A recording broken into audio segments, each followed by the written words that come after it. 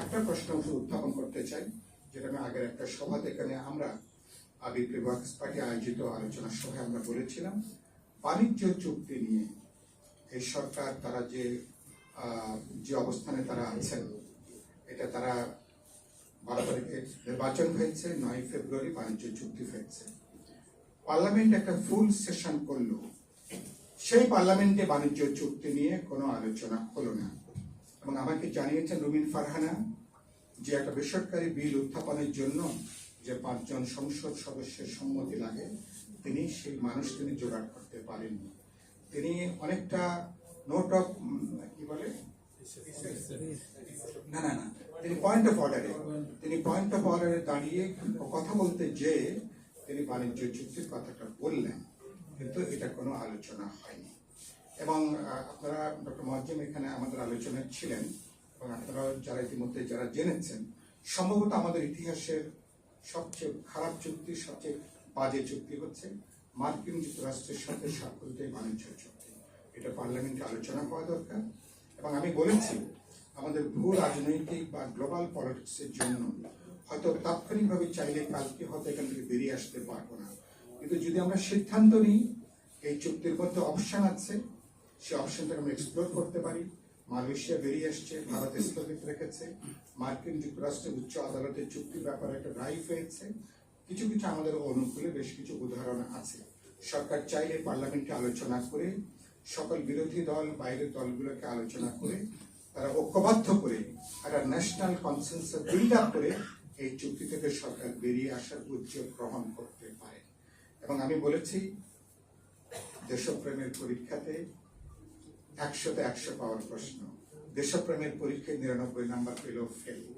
এই পরীক্ষাতে বিএনপিকে 100-তে 100 পেতে, এবং এখানে 99 নাম্বার পেলেও কিন্তু 5 নম্বরটা দেওয়া যাবে না।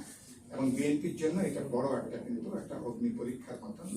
আমি আশা করবো, যেটা আপনি বললেন, বিএনপির এবার তার তো জবাবদিহিতাটা মার্কিন যুক্তরাষ্ট্রের কাছে না, বিএনপির জবাবদিহিতা তার ভোটারের কাছে, দেশের 20 কোটি মানুষের কাছে, জনগণের কাছে, রাজনৈতিক দল এবং সমাজের সকল অংশের মানুষের কাছে।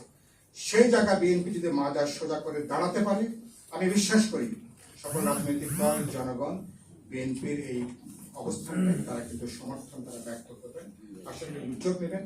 আমি নিয়ে কোনো আলোচনা হয়নি। শেষ কথা যেটা আমি বলবো সেটা হলো যে এবছর গঙ্গার পানি চুক্তির 12 ডিসেম্বর শেষ হবে।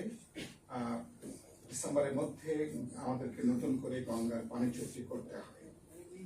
তারা ইতিমধ্যে আমরা পদ্মার ব্যারেজ তৈরি করবার সরকার যে সিদ্ধান্ত নিয়েছেন, আমরা এটাকে খানিক ইতিবাচক হিসাবে বিবেচনা করে দেখতে চাই।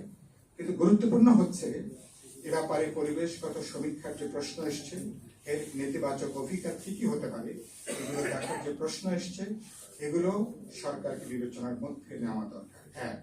পাশাপাশি তিস্তা অববাহিকায় সেখানে পানি ব্যবস্থাপনার ব্যাপারে একটা সমন্বিত উদ্যোগ আমাদের নেওয়া দরকার।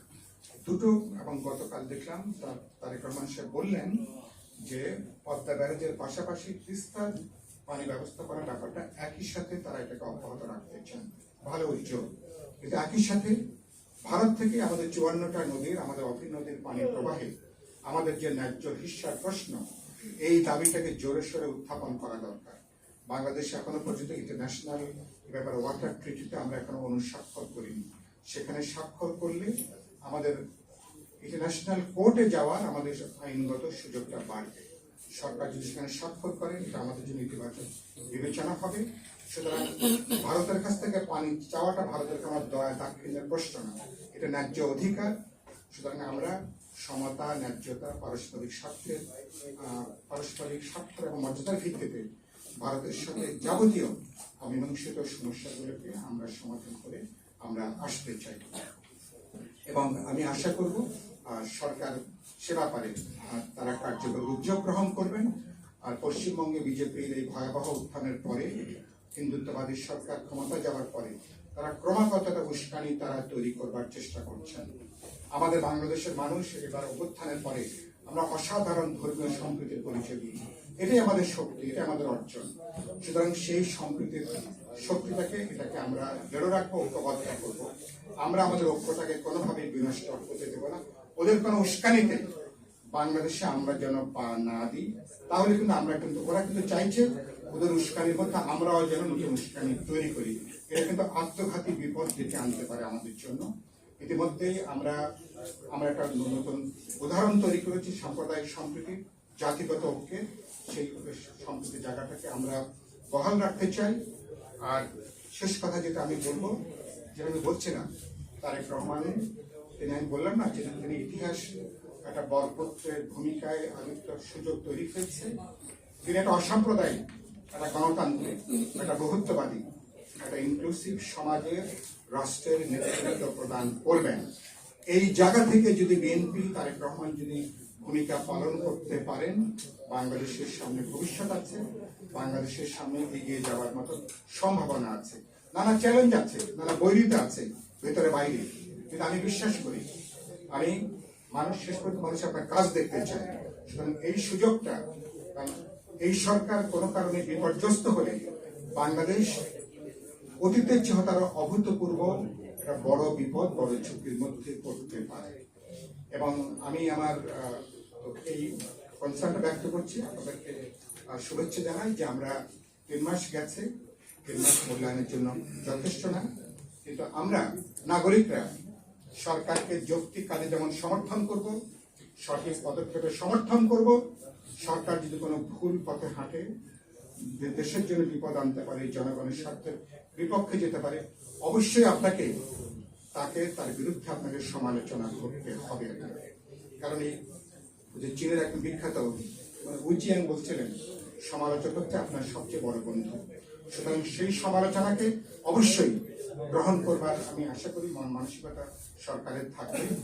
এবং সমালোচক যদি সমালোচনা করতে না পারেন, তাহলে অতীতের মতো আবারও কিন্তু বিপদে পড়ার আমাদের কিন্তু ঝুঁকি থাকবে, আমি আশা করি। এবং এখানে জনগণের প্রতিরোধ শেষ পর্যন্ত বাংলাদেশকে রক্ষা করবে। মানুষের ঐক্য, আমাদের সংগঠিত শক্তি, জনগণের সম্মিলিত উদ্যোগ এবং সম্মিলিত প্রতিরোধ, গণতান্ত্রিক রাষ্ট্র পরিষদ। আপনারা যে যাত্রা শুরু করেছেন, আপনারা অসাধারণ গুরুত্বপূর্ণ বিষয় নিয়ে মাঝে মধ্যে আলোচনা করছেন, ঢাকাতে করছেন, বাইরে যাওয়ার চেষ্টা করছেন। আমি আশা করি রাষ্ট্র পরিষদ ভবিষ্যতে আমাদের উত্তরণকালীন সময়ে রাষ্ট্র পরিষদের মতন সংগঠন আপনারা একটা অসাধারণ গুরুত্বপূর্ণ ভূমিকা পালন করবেন। একথা বলে সবাইকে শুভেচ্ছা, অভিনন্দন, ভালোবাসার জন্য আমার বক্তব্য শেষ করছি। সবাইকে ধন্যবাদ। ধন্যবাদ জনতা সাইফুল হককে।